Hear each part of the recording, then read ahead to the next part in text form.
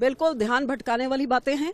जिस चीजों की डिस्कशन होनी चाहिए, ये पार्लियामेंट में पिछले 5-6 साल से उन चर्चाओं पे तो कोई लोगों के मुद्दों पे तो आते ही नहीं है, बल्कि वॉश आउट हुए। इनका से ना सरकार हाउस चलाना चाहती है, ना कांग्रेस चलाना चाहती है। सो यहाँ पे लोगों के पैसे बर्बाद हो रहे हैं। और ये वन नेशन वन इलेक्शन से मैं सरकार को पूछना चाहती हूँ, किसका पेट भरेगा, किसको नौकरी मिलेगी, कौन सा किसानी संकट दूर होएगा और कौन सा लोगों को इसमें से क्या फायदा होएगा। आपको 5 साल के लिए जो चुना जाता है दिल्ली में बैठ के काम करने के लिए, आपको हर एक राज्य के इलेक्शन में काम धंधा दफ्तर बंद करके क्यों भागना पड़ता है? आप अपना काम करिए और राज्य की सरकार को अपना काम करने दिए। आप देखिए, देश को जोड़ने का काम आदरणीय सरदार पटेल जी, भारत के होम मिनिस्टर, उनको दिया गया। और ये मैं गौरव के साथ कह सकता हूं, मुझे बहुत खुशी हुई, बहुत समय बाद मैंने कांग्रेस के तरफ से भी सरदार पटेल का नाम सुना। उन्होंने 562 रियासतों को जोड़ा, 562, the iron man, and one was left, and that one was left, that was Jammu Kashmir. One nation, one election is a very important issue for the nation. It's not for the party or any individual. It's for the country. Today, when the bill for one nation, one election will be introduced, I hope the country will see how Congress plays a negative game. When India got the independence, for 2 decades, India had one nation, one election. It is only after Congress misused Article 356, dismissed the state government, there were some snap polls, then only there were different elections between parliament and some of the states. Otherwise the country began for 2 decades with... धन्यवाद अध्यक्ष जी। मैं इस संविधान के 129वें संशोधन अधिनियम के विरोध के लिए खड़ा हूं।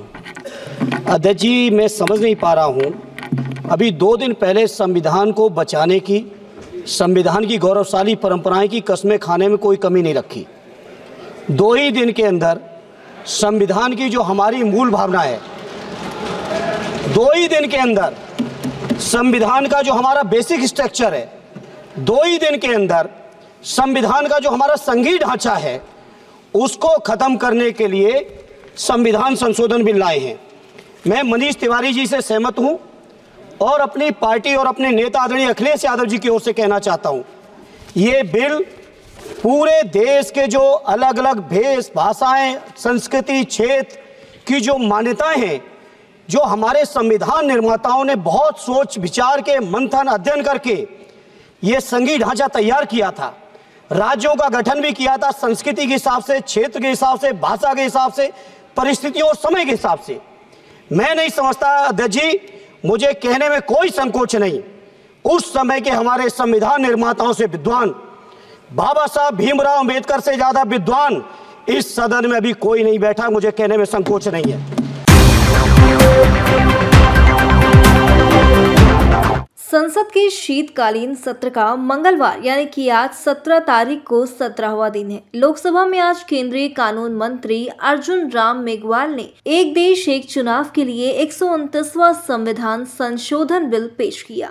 एक देश एक चुनाव बिल पेश होने के बाद सांसदों को इस पर बोलने का समय दिया गया। इस दौरान भाजपा ने कहा कि इस विधेयक से देश का विकास तेजी से होगा, क्योंकि बार बार चुनाव होने से व्यवस्था बिगड़ती है। बीजेपी ने इसके चलते अपने सांसदों को व्हिप जारी कर दिया था। वहीं विपक्ष ने इसका जबरदस्त विरोध किया और कहा कि यह संविधान के मूल ढांचे के खिलाफ है। समाजवादी पार्टी के सांसद धर्मेंद्र यादव ने भी इस बिल को लेकर विरोध जताया। सपा सांसद ने कहा कि संघीय ढांचे को खत्म करने की कोशिश की जा रही है।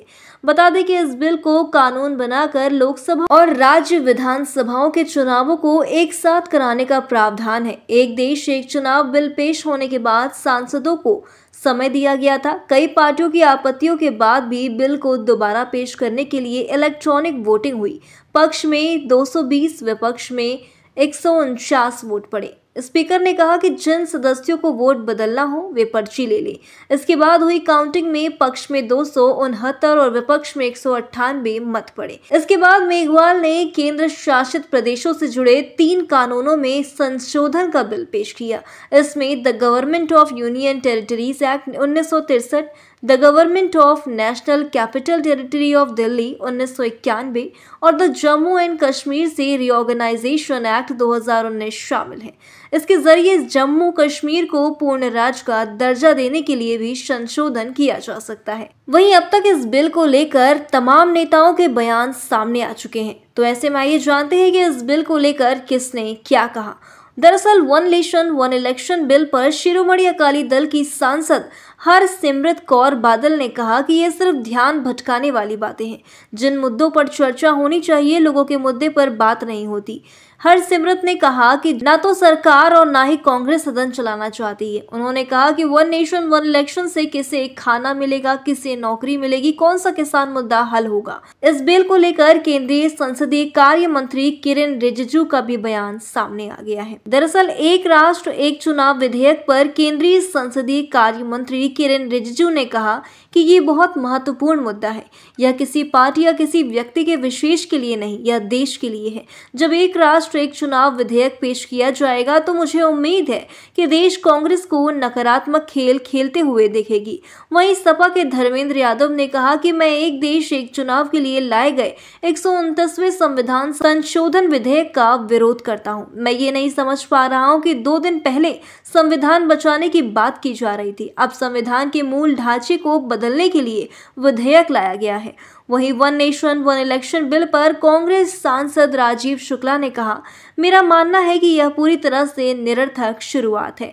इससे किसी भी तरह से मदद नहीं मिलने वाली है। जब तक ऐसा प्रावधान नहीं होता कि किसी भी स्थिति में सदन अगले 5 साल तक भंग न हो, तभी आप इस उद्देश्य को प्राप्त कर सकते हैं। वहीं अब इस बिल को जल्द ही one nation one election bill को जेपीसी में भेज दिया जाएगा। जेपीसी के पास भेजने की मांग कांग्रेस, सपा और एनसीपी ने की थी, जिसके लिए सरकार अब पूरी तरह से तैयार है। तो ऐसी ही खबरों से जुड़ने के लिए व उन्हें जानने के लिए देखते रहिए LNI।